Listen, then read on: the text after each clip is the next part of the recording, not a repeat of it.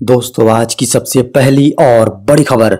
झारखंड में जल्द खुलेंगे 22 एफआईआर थाने। झारखंड में अब ऑनलाइन एफआईआर के मामले में त्वरित कार्रवाई होगी। अब जिलों में समन्वय के लिए अलग से एक थाने का सृजन हुआ है, जिसके शुरू होते ही ऑनलाइन शिकायतों पर तुरंत पुलिस की सक्रियता बढ़ जाएगी। खबरों को माने तो खूंटी व रामगढ़ को छोड़कर शेष सभी 22 जिलों के मुख्यालय में एक यानी कुल 22 एफआईआर थाना का सृजन किया गया है। बड़ी खबर है, मनी लॉन्ड्रिंग मामले में झारखंड के मुख्यमंत्री हेमंत सोरेन को बड़ी राहत। सुप्रीम कोर्ट ने मनी लॉन्ड्रिंग मामले में मुख्यमंत्री हेमंत सोरेन के खिलाफ झारखंड हाईकोर्ट के समक्ष 3 जनहित याचिकाओं पर आगे की कार्यवाही के लिए रोक लगा दी है। प्रवर्तन निदेशालय यानी ईडी ने मुख्यमंत्री हेमंत सोरेन के खिलाफ फर्जी कंपनियों के माध्यम से कथित धन शोधन के लिए भ्रष्टाचार के आरोपों की जांच की मांग की थी। बड़ी खबर है, झारखंड कांग्रेस के 3 विधायकों को मिली जमानत। कैश कांड में पकड़े गए कांग्रेस के तीनों निलंबित विधायकों को कोलकाता हाई कोर्ट से बुधवार को जमानत मिल गई है। कोर्ट ने इसके अलावा भी 2 अन्य लोगों को भी जमानत दी है। खबरों को माने तो इन तीनों को अपने पासपोर्ट जमा करने होंगे। बता दें कि कोलकाता पुलिस के द्वारा इनकी गिरफ्तारी के बाद झारखंड प्रदेश कांग्रेस कमेटी ने इन्हें निलंबित कर दिया था।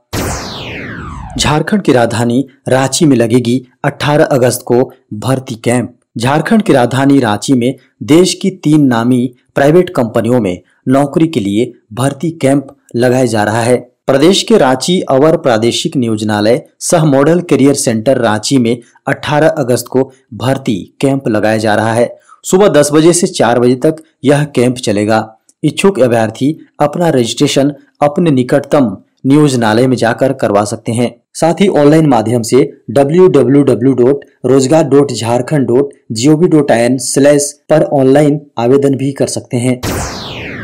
झारखंड में पेड़ लगाने पर मिलेगी फ्री बिजली। झारखंड के सीएम श्री हेमंत सोरेन ने 76वें स्वतंत्रता दिवस पर अपने संबोधन में कहा कि देश की संस्कृति में नफरत एवं अलगाववाद का कोई जगह नहीं है। मजबूत झारखंड के निर्माण की कोशिश जारी है, जिससे जिन जन आकांक्षाओं को लेकर यह अलग प्रदेश बनाया गया था वे पूरी की जा सकें। उन्होंने कहा कि शहरों में हरित इलाकों को बढ़ावा देने के लिए एक वृक्ष लगाने पर 5 यूनिट फ्री बिजली देने की तैयारी की जा रही है। वहीं प्राइवेट सेक्टर में 40,000 से अधिक वेतन वाली 75% नौकरियां स्थानीय लोगों को देने का कानून बनाया गया है। उन्होंने कहा कि नए रोजगार कानून के तहत नियोक्ता को 40,000 रुपए तक के मासिक वेतन वाले पदों पर 75% स्थानीय अभ्यर्थियों को नियुक्त करना होगा। बड़ी खबर है, केंद्र ने नहीं दी फंड तो बंद हो जाएगा झारखंड में मिड डे मील।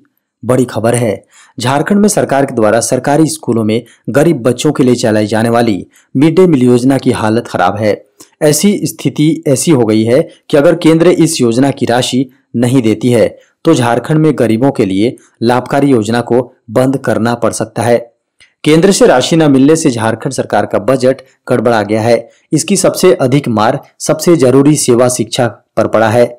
नतीजतन शिक्षा मंत्री जगन्नाथ महतो को गुहार लगानी पड़ी है। झारखंड के शिक्षा मंत्री जगन्नाथ महतो ने केंद्र सरकार से कहा है कि केंद्र सरकार ने झारखंड का बकाया राशि नहीं जारी की तो झारखंड में मध्याह्न भोजन यानी मिड डे मील का संचालन बंद हो जाएगा। दिवंगत अमिताभ चौधरी को दी गई अंतिम विदाई। झारखंड क्रिकेट के सबसे बड़े शोमैन कहे जाने वाले अमिताभ चौधरी को जेएससीए स्टेडियम में अभूतपूर्व श्रद्धांजलि दी गई। बुधवार को सुबह 10 बजे अमिताभ चौधरी के पार्थिव शरीर को अशोकनगर स्थित उनके आवास से धुर्वा स्थित जेएससीए स्टेडियम लाया गया। इसके बाद से श्रद्धांजलि देने के लिए दोपहर लगभग 2:30 बजे तक लोग जेएससीए स्टेडियम में उमड़ते रहे। अमिताभ चौधरी के पार्थिव शरीर को लगभग 2:30 बजे जेएससीए स्टेडियम से हरमो मुक्तिधाम ले जाया गया। हालांकि इससे पहले पार्थिव शरीर को लेकर सदस्यों ने पूरे स्टेडियम का चक्कर लगाया। देवघर में जल्द पूरा होगा प्लास्टिक पार्क के प्रथम चरण का निर्माण। झारखंड के देवघर में प्लास्टिक पार्क का निर्माण होने वाला है। इसके लिए काम में तेजी लाई गई है। खबरों को माने तो अगले साल इस काम को लगभग पूरा कर लिया जाएगा। इस निर्माण का कार्य निरीक्षण करने झारखंड उद्योग सचिव देवघर पहुंची। यहाँ उन्होंने निर्माण कार्य का अवलोकन किया और अधिकारियों को जरूरी निर्देश दिया। उद्योग सचिव ने संभावना जताई है कि जनवरी 2023 तक प्लास्टिक पार्क के निर्माण का प्रथम चरण पूरा हो जाएगा। इसके बाद झारखंड के लोगों को बड़े पैमाने पर प्रत्यक्ष और अप्रत्यक्ष रोजगार मिलेगा। रांची गुमला मार्ग पर जल्द बनेगा टोल प्लाजा। रांची से बेड़ो तक 4 लेन सड़क का निर्माण पूरा होने के बाद अब इस पर टोल प्लाजा बनाने की तैयारी चल रही है। लगभग 2 वर्ष पहले बने इस हाईवे पर टोल प्लाजा के निर्माण के बाद इस रूट से गुजरने वाली सभी वाहनों से टैक्स वसूला जाएगा। इस रूट पर टोल प्लाजा के निर्माण के बाद सिमडेगा, लोहरदगा, गुमला, महाराष्ट्र, ओडिशा, मध्य प्रदेश जाने वाले वाहनों को कर चुकाना होगा। बता दें कि सेमरा में टोल प्लाजा के लिए जमीन चिन्हित की गई थी, लेकिन ग्रामीणों के विरोध के कारण इसे अब तक नहीं बनाया जा सका है। माना जा रहा है कि इस रूट पर अब तक टोल प्लाजा के निर्माण नहीं होने से सरकार को राजस्व का नुकसान हो रहा है। देश में पिछले 24 घंटे में आए कोरोना के 9,062 नए मामले। देश में कोरोना वायरस के मामलों में बड़ी गिरावट आई है। केंद्रीय स्वास्थ्य मंत्रालय द्वारा जारी खबरों के अनुसार भारत में पिछले 24 घंटे में कोरोना के 9,062 नए मामले रिकॉर्ड किए गए हैं। मंत्रालय के अनुसार इस दौरान कोरोना से 15,220 लोग रिकवर भी हुए हैं। फिलहाल इस तरह देश में कोरोना के सक्रिय मामले घटकर 1,05,058 रह गए हैं। बता दें कि काफी लंबे समय के बाद देश में संक्रमित हो रहे लोगों की संख्या में गिरावट देखी गई है। इस महीने 16 अगस्त के अलावा लगातार कोरोना के 10,000 से अधिक मामले दर्ज किए जा रहे थे। 16 अगस्त को पहली बार 10,000 से कम लोग इस संक्रमण का शिकार हुए। 16 अगस्त को कोरोना के 8,813 मामले रिकॉर्ड किए गए थे, जो कि 17 अगस्त की तुलना में लगभग 1,000 कम है। झारखंड में 19 और 20 अगस्त को भारी बारिश का अनुमान। मौसम केंद्र के अनुसार 19 और 20 अगस्त को झारखंड में फिर से बारिश, जी हां, भारी बारिश हो सकती है। 19 अगस्त को झारखंड के दक्षिण पूर्वी कोल्हान और उत्तर पूर्वी संताल परगना इलाके में कहीं कहीं भारी बारिश हो सकती है। 20 अगस्त को कोल्हान, रांची, बोकारो, गुमला, हजारीबाग, खूंटी, रामगढ़, पलामू, गढ़वा, लातेहार, चतरा, कोडरमा, लोहरदगा में कहीं कहीं भारी बारिश हो सकती है। इसे लेकर येलो अलर्ट जारी किया गया है। अब तक झारखंड में लगभग 435 मिलीमीटर बारिश हो चुकी है। हालांकि अभी तक 668.6 मिलीमीटर बारिश हो जानी चाहिए थी। पीएम किसान की ई-केवाईसी कराने की बढ़ी डेट।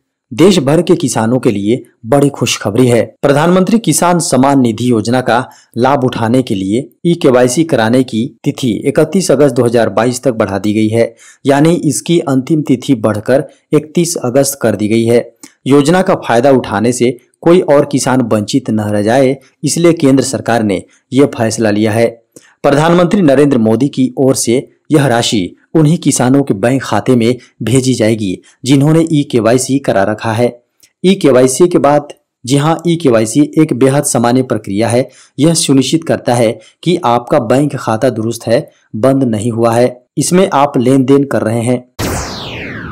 बड़ी खबर है, बीएसएफ में 12वीं पास के लिए नौकरी पाने का सुनहरा मौका। बॉर्डर सिक्योरिटी फोर्स की ओर से हेड कांस्टेबल के पद पर बम्पर वैकेंसी जारी हुई है। इस वैकेंसी के माध्यम से कुल 1312 पदों पर भर्तियां की जाएंगी। बीएसएफ की ओर से जारी इस वैकेंसी के लिए आवेदन प्रक्रिया 20 अगस्त 2022 से शुरू हो जाएगी। इसमें ऑनलाइन आवेदन स्वीकार किए जाएंगे।